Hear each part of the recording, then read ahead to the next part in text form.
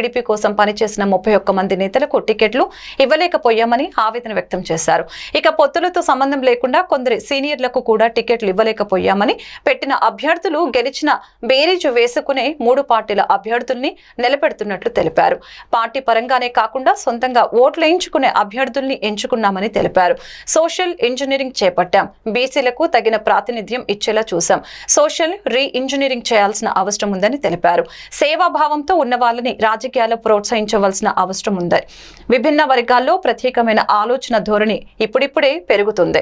వివిధ రంగాల్లో స్థిరపడిన వారికి కూడా రాజకీయాల్లో వచ్చి సేవ చేయాలనే ఆలోచన కలుగుతుందని తెలిపారు.